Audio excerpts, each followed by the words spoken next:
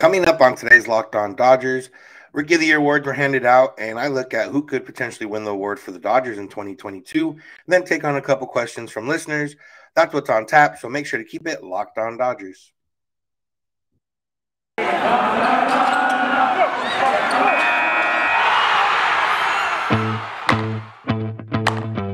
You are Locked On Dodgers, your daily Los Angeles Dodgers podcast. Part of the Locked On Podcast Network, your team every day.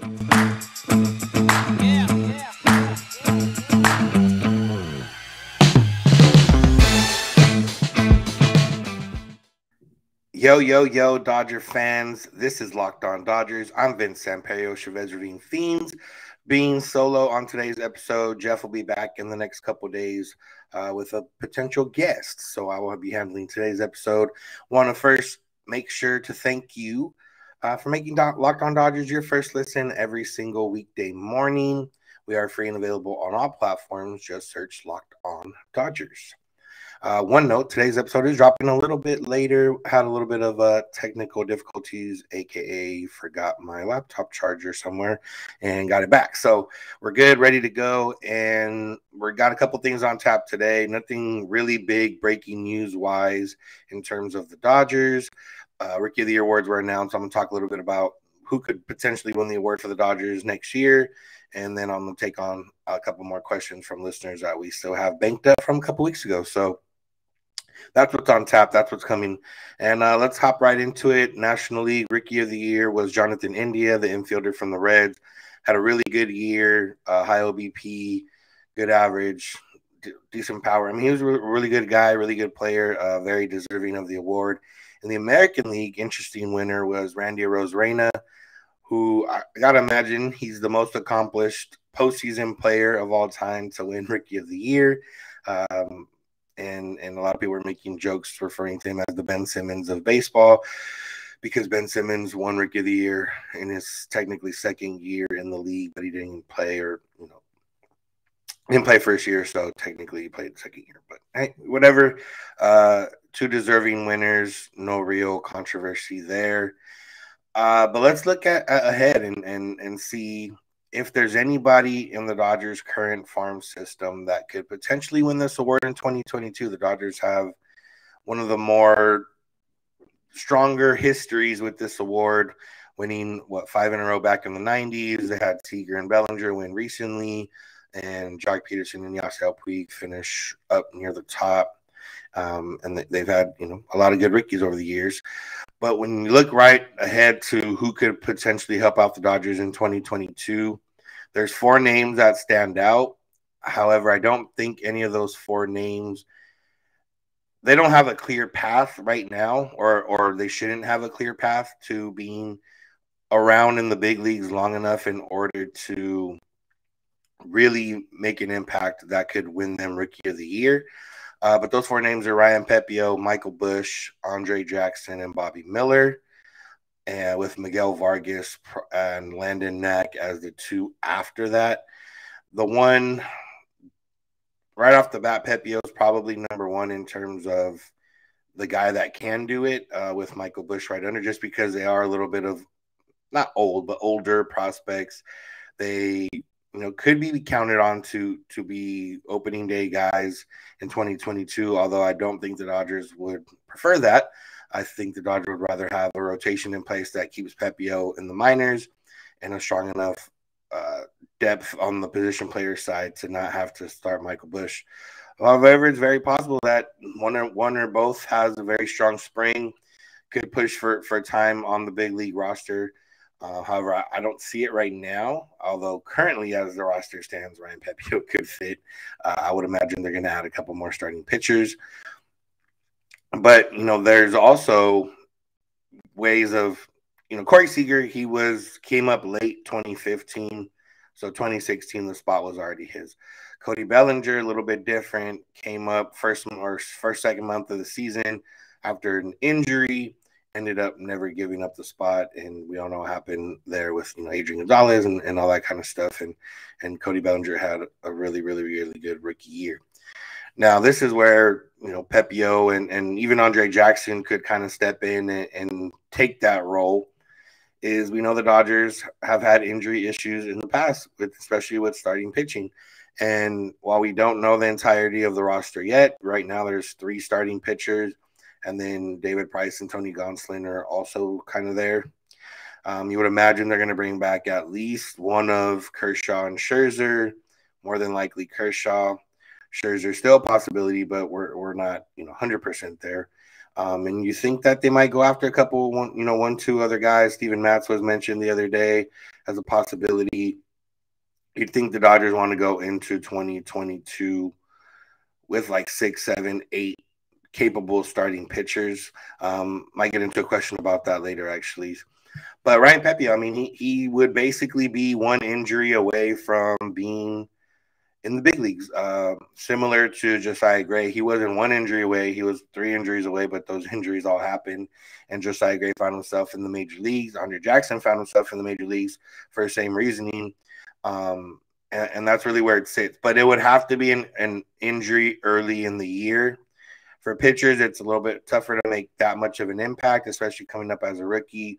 And if you're not, Ryan Pepiot isn't a top 15 prospect in all of baseball. Now, if you're a top 15 prospect in all of baseball, you come up as a rookie, yeah, you might be expected to throw 6 innings every time out. But if Ryan Pepiot would come up in 2022, the Dodgers would probably only need him or want him to go maybe 2 times through a lineup, 4 or 5 innings out every time, and then progress from there. So it would, the way the Dodgers handle pitching would hurt him a little bit in that aspect. And then pitchers in general have to be really generational to win this Rookie of the Year award, especially especially since there's usually position players that are playing every day that are, have the stats and numbers that can back up warranting the award. When it comes to Michael Busch, now, as of right now, there's an opening at second base with Trey Turner technically in the shortstop position. Gavin Lux, we would imagine, would slot in there if nothing else happens in the infield. But Gavin Lux hasn't shown the capability of being an everyday player in the major leagues yet. He's shown flashes. He really came up last year and showed that flash of what he could be, but he hasn't necessarily done it. Michael Busch can play second base. He's a guy that is known for hitting. He's not known for his defensive prowess. He's known for hitting. And if he gets a chance, that's what he's going to have to do, hit in the major leagues to stick. So if Michael Busch comes up and he hits, then obviously he's playing well enough to warrant Rookie of the Year consideration. And that's where I can see him winning the award, although it would be tough because I got to think the Dodgers are going to bring back Seager. At this moment, no signs indicate that Seager's leaving for sure. But if not, Trey Turner at second, and then you would imagine Gavin Lux gets first crack at second base.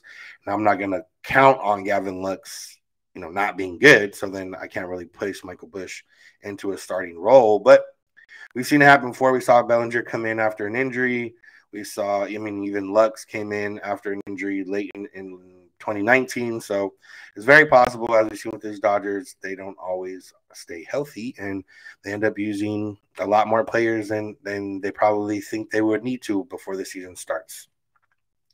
All right, so that's going to do it for this segment. I'm going to come back and answer some questions from you listeners, so make sure to keep it locked on Dodgers. BetOnline is back and better than ever. They got a brand new web interface that was ready for the start of basketball season, and it's got more props, more odds, and more lines than ever before.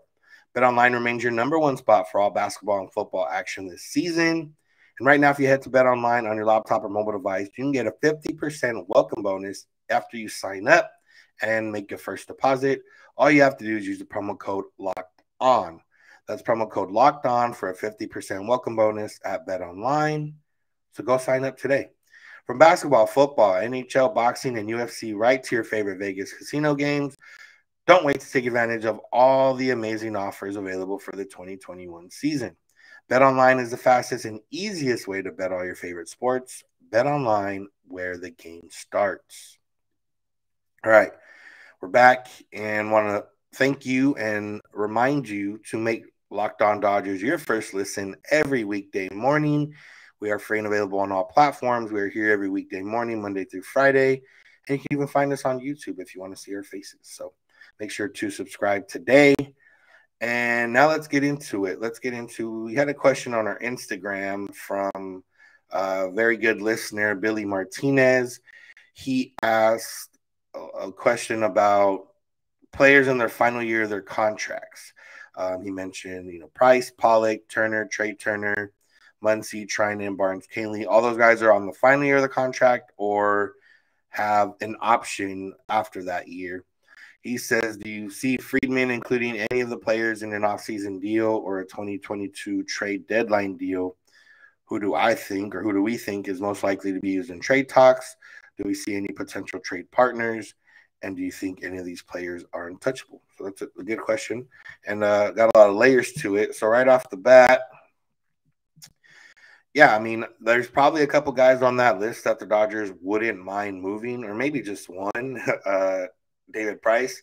I don't imagine that they have plans for David Price to be an impactful player in 2022.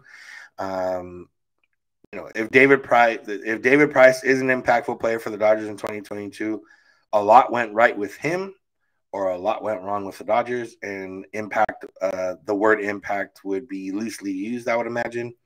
David Price filled a role in 2021, and he filled it admirably, but he wasn't knocking down any doors. He wasn't on the postseason roster in the NLCS. He wasn't used, and yeah, that's just the nature of it. He wasn't as good, and he probably started getting a little gas toward the end of the year because he hadn't pitched that much in a long time. So if they can find a way to even send him away for half the salary, I got to imagine that's something they take a look at. The Red Sox are already paying half of the $32 million.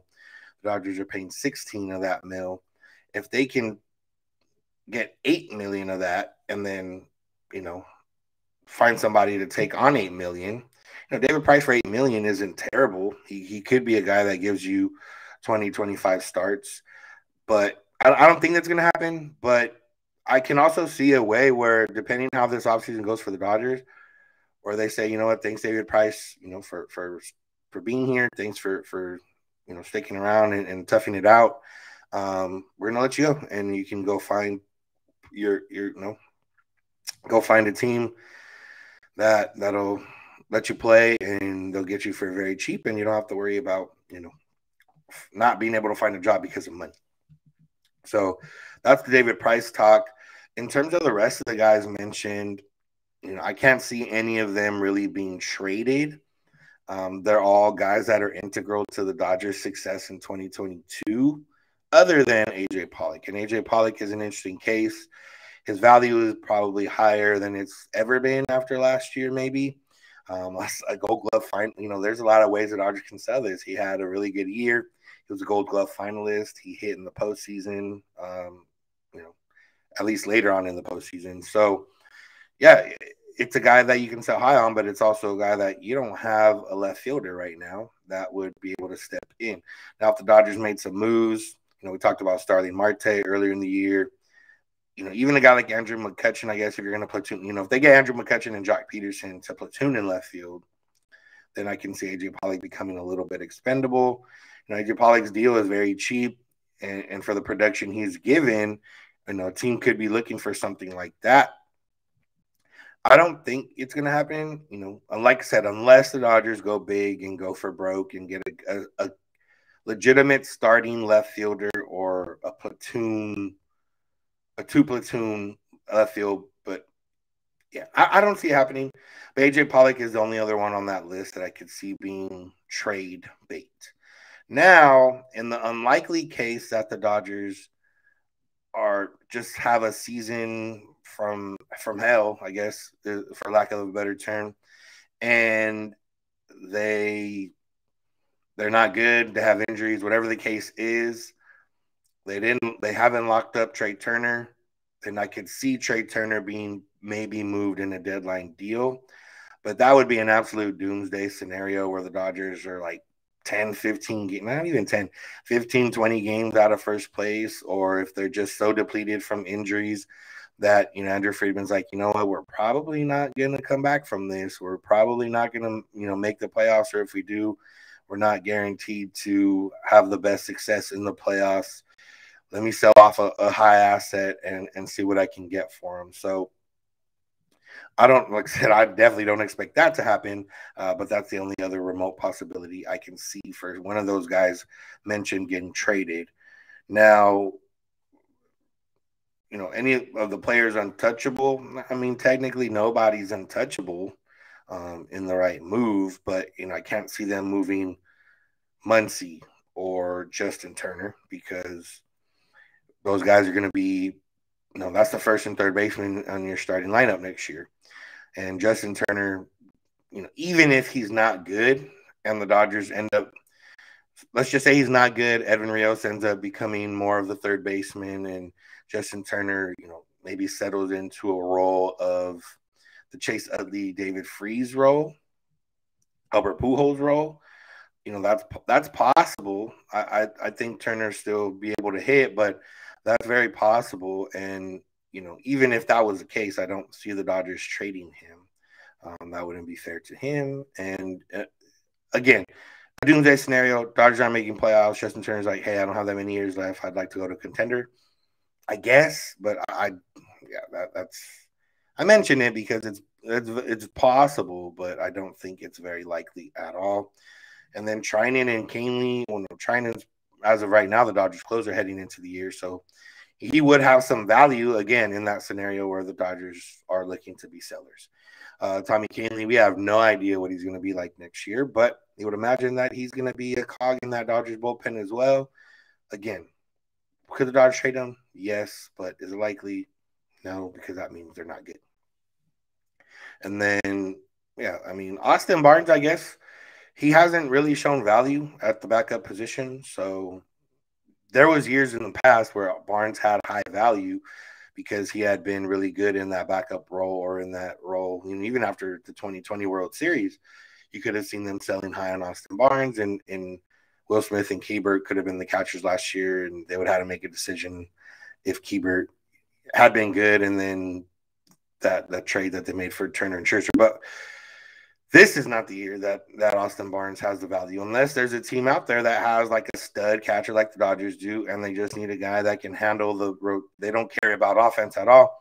They just need you to handle the pitching staff. And from what we've seen, Austin Barnes can handle a pitching staff. All the pitchers seem to love to pitch to him.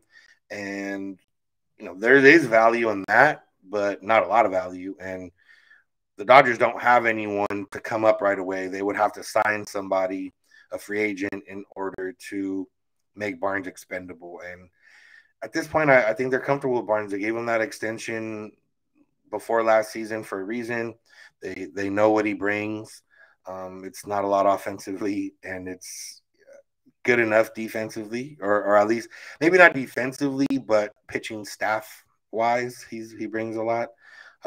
He leaves a lot to be desired in the throwing department behind the plate. He's a pretty decent framer, I would imagine. I don't know how the numbers shook out last year. And yeah, he's a solid backup catcher if you don't care about offense. And there's a lot of that's a role in the major leagues, and that's why Austin Barnes has that role. So yeah, that's a good question. Had a lot of layers to it, but like I said, unless the Dodgers are selling because they've punted the season, I can't see anybody being expendable. Before the season, AJ Pollock, David Price, somewhat expendable. David Price, a lot expendable. AJ Pollock may be expendable. So long answer short right there.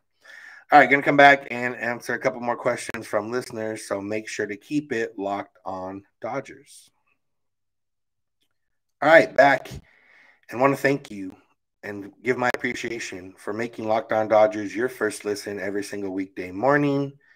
I know this morning maybe wasn't your first listen because we're a little later, but regardless, normally make Locked On Dodgers your first listen every morning. We appreciate it, and you can find us wherever you find podcasts and on YouTube. Just search Locked On Dodgers. All right, let's take a question from our pal Pat Dwyer at the real PJ Dwyer. He says, do the Dodgers trade Matt Beaty, and does he request a la Kyle Farmer? Second part of his question, which we've kind of cleared up since then, is does Mookie have off-season hip surgery?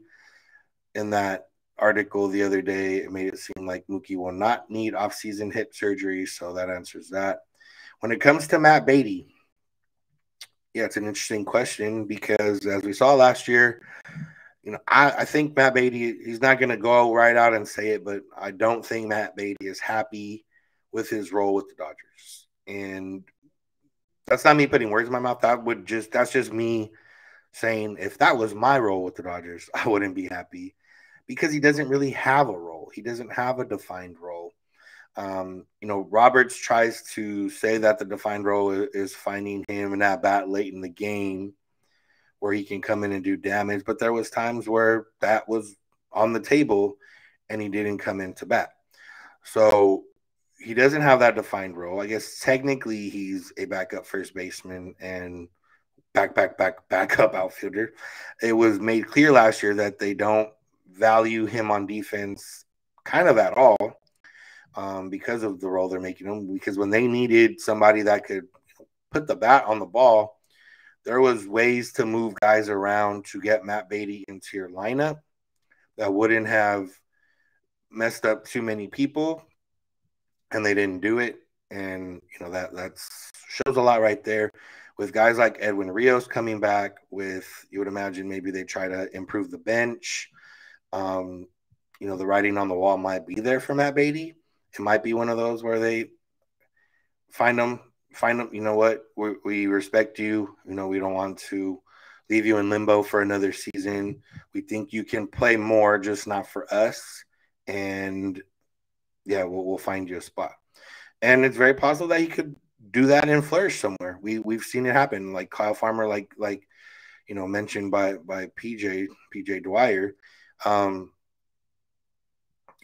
He went and he probably would have never played shortstop for the Dodgers, and he was the Reds starting shortstop last year and did pretty good at I don't remember what his overall season numbers were, but at one point he was really good coming out of the second half. He beat the Dodgers in one game that one series and did pretty well against them that one series. So, I mean, we've even seen guys like Scott Schebler move on, hit 30 home runs in a year. Didn't do much else, but he hit 30 home runs in a year. DJ Peters moved on to the Rangers, hit not a bunch, but hit a decent amount of home runs in the time he was there. Didn't do much else on offense other than hit home runs. But he has a lot of defensive value, so he was always going to find a spot. Where Matt Beaty has a little bit more offensive value. Now, if the universal DH is a thing, maybe Matt Beaty becomes a little more valuable to the Dodgers. There is a role they can technically stick him in. But I don't know, man. I just feel like it's one of those where, a mutual separation might be best. I like Matt Beaty. Obviously, we had him on the show a while back. And, I think he can contribute to the Dodgers. But it's also coming to that time where, who knows how long he has left in baseball, and he's got to be able to show some value in order to prolong that career in baseball. And it's hard to show value when you're not batting that often or you're not playing that often. So do I think it happens? Yes. But, the Dodgers are not going to just give away talent for the sake of giving away talent. That would mean that they've already brought on other talent or they think highly of talent coming up through the pipeline. So that's where that would sit. And yeah, that's what I feel. All right, let's get into one more question. We got time for one more question. So we'll take one from Jackie at Dodger Wave. How does the upcoming CBA talk / potential season lockout affect the free agency market? Now, this is interesting because heading into the offseason, I would have answered one way. And now from some of the reports we're getting right now, it's kind of working the other way. And, the short answer is I have no idea. I don't think teams have any idea. Agents might have some idea.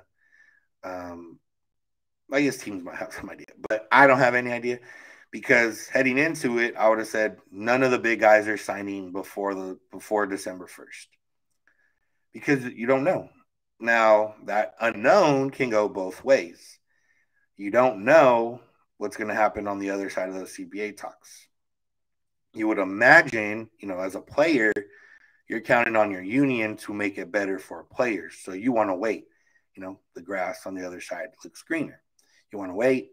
You're like, oh, yeah, the union, we're going to get, it's going to be better for players. So I'm going to wait and sign my deal after. But as we've seen in other leagues and in baseball before, the owners typically win out. And if the owners typically win out, that makes it, quote unquote, slightly worse for position play or for players, not just position players, for players. And that's kind of where it's sitting right now. The thing is, there's some guys that transcend there's some guys that don't matter. Carlos Correa, Corey Seager, the difference might come down to a few $1 million, depending if they sign before or after. They're going to get their money regardless. Guys in that next tier, Javi Baez, Trevor Story, it might behoove them to sign now because who knows what's going to happen. There's a lot of stuff that can happen.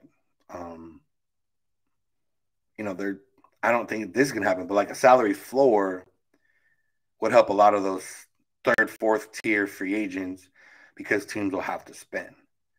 It'll help some of those top tier free agents because maybe teams like the Rays would just be like, we already have our system in place. We don't need to spend, we can spend this $60 million or whatever we need to spend for a salary floor.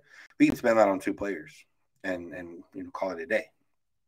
So there's a lot of different ways this can go about it. I personally, originally thought nobody big signing before December 1st. From what we've heard, Marcus Semien, Corey Seager have been said to possibly be signing before December 1st.